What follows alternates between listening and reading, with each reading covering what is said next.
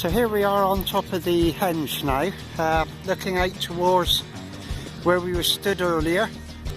You can just make out the stones of the avenue, West Kennet Avenue, and the Bronze Age burrows we were looking at, with the sanctuary and Overton Hill behind. The Ridgeway, Britain's oldest road, lies out to the east. And we're looking at the henge and ditch now. And of course, with all sites like this, unlike castles where you had where it was the opposite way around because the design was to keep something out, this is opposite. This is no defence. This designed with the purpose, it would seem, of keeping something in rather than keeping it out. Not many people here today. I think there's more sheep than there are people today.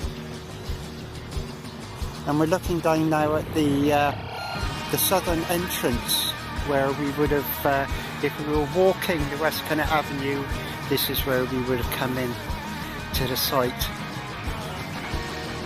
And those two big stones mark that entrance. The stone on the left has a natural seat, which somebody's sitting in right now, having their photo taken.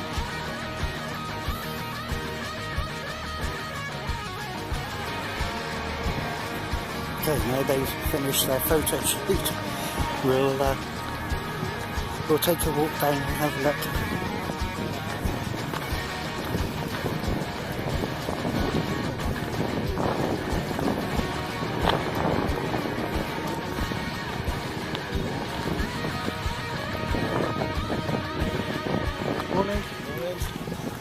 Hi there.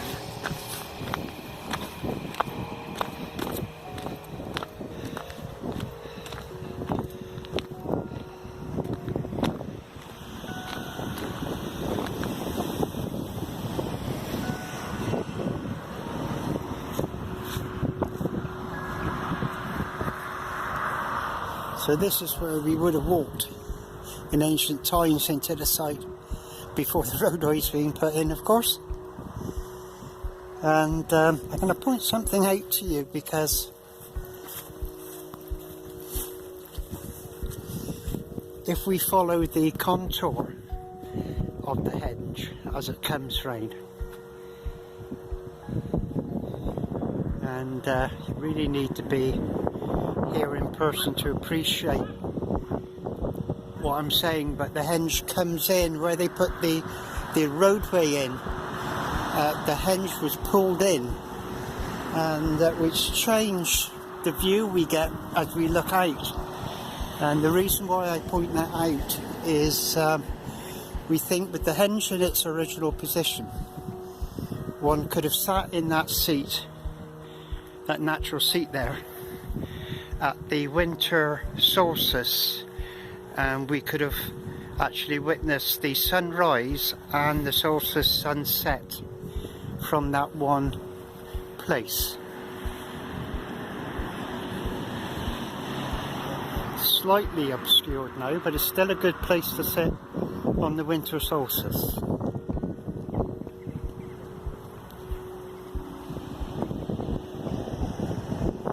The energies that I was talking about that follow the West Kennet Avenue, or the West Kennet Avenue follows, I should say, come in through this southern entrance.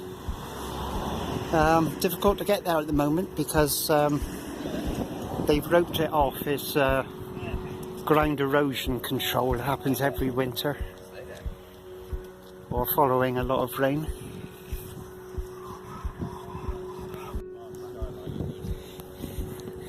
I've cheated and I've come round the other side of the ropes. There was nothing preventing me from doing it. So I can follow the traditional way in. Hi.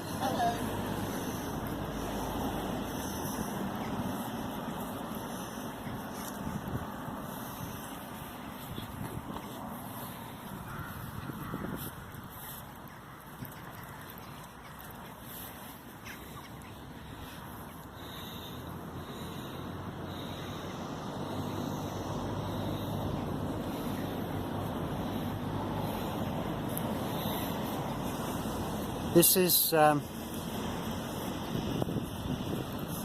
only place I know where the masculine and feminine energies, the Mary and the Michael, run side by side through the southern entrance.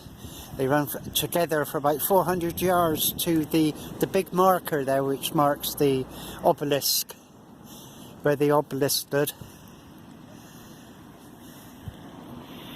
It's nice and romantic to say they walk hand in hand, isn't it?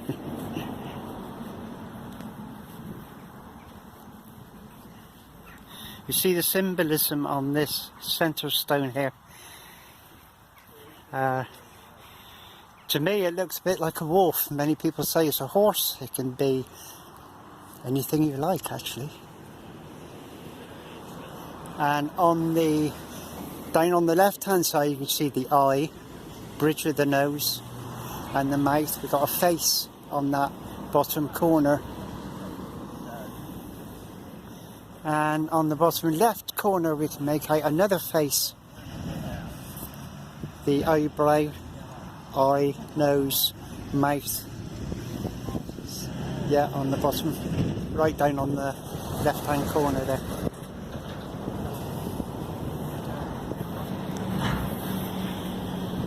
And if we look at the same stone from the other side,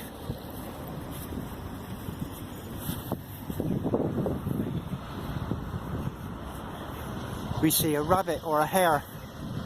See the ears going up, the nostrils, the nose and the two front feet, which has got one of them held up.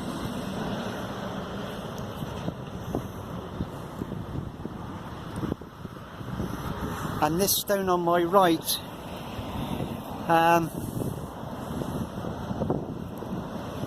there's symbolism in that stone which is visible at night. I've been here at night with a torch, shining a torch, and there's a face that looks right out at you.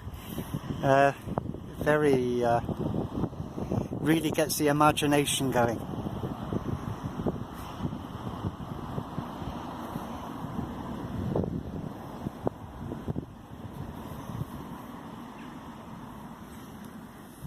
Let's take a walk over to the site of the obelisk.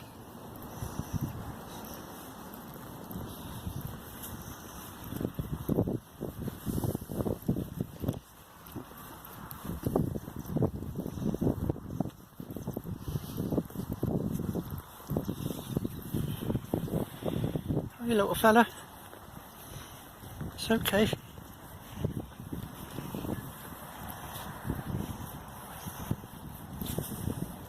Don't let me disturb you, you're fine.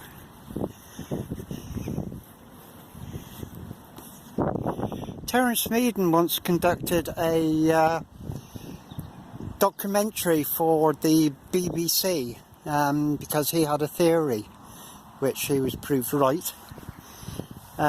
He believed that the obelisk, which was the biggest stone here at Avebury, over 20 foot high, and that's the amount of stone that was above ground. Of course, that'd be approximately a third again underground, keeping the stone upright. So we're talking quite a sizable stone that they had to transport from the Marlborough Downs and erect in place. Quite a feat. But when the obelisk was there, Terence Meaden had a theory. So he conducted this experiment,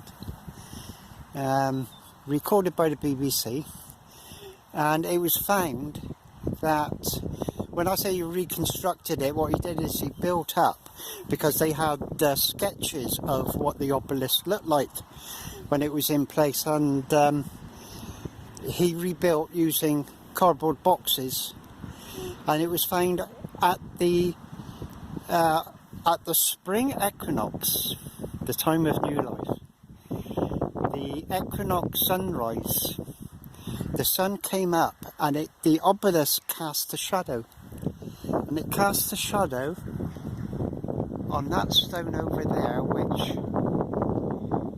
is believed by many to represent the vulva, the feminine vulva. In fact, many call it the vulva, a vulva stone. And the obelisk cast a shadow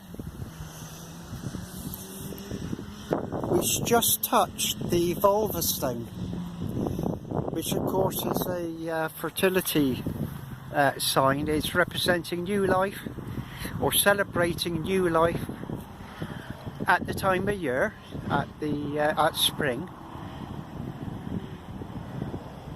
And I thought that was an absolutely marvellous, and it's so apt, and it's so, well, for me it's so Neolithic. They did marvellous things like that. And I'm sure Avebury Stone Circle is a place of celebration, many celebrations. It served not only the local community, but of course we know people came from miles around. People came from Europe to use this site, and it's fair to call it a temple, of course.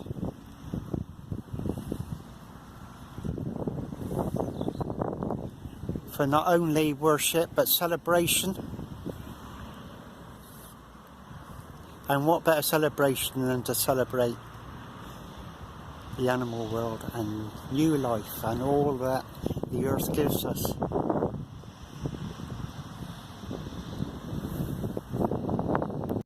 That's the back of the little chapel that the Trust has recently purchased, and they're presently refurbishing it, and we'll be able to have a look around that hopefully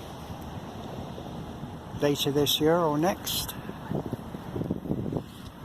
I'm going to take a walk over now to a stone which is next to the vulva stone, and it's my little place. It's what I call my dragon stone, because on the other side, if we look up at the top of the stone, you've got symbolism there. You see the head of the dragon, the body, and the little tail curled round at the end. And if we look at the bottom, we've got another dragon. We've got the head there.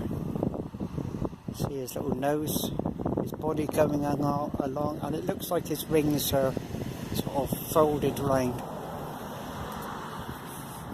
Brilliant. I spent quite a bit of time here doing a bit of light meditation and just chilling out, which is one of the primary uses of this site today. Many people come primarily feminine, and I see them just sat on the grass back against the stone. I'm quite often here for about 3 hours, and they're here when I arrive and they're still there when I leave. Like all sites, it still serves a purpose today. People still take advantage of the energies at sites like this. And it's absolutely marvellous to think that 5,000 years after it was built, it's still serving people today. So this is where I'm going to stop and have a spot of lunch, do some meditating, connect with my beautiful dragons, burn a little bit of incense and chill for a while. So this is the end of the first instalment of Avebury Stone Circle from Spirits and Stones. Blessings to you all. Thanks for watching. Don't be shy to like and subscribe. I'll catch you all again soon. Okay, bye bye for now. Cheers.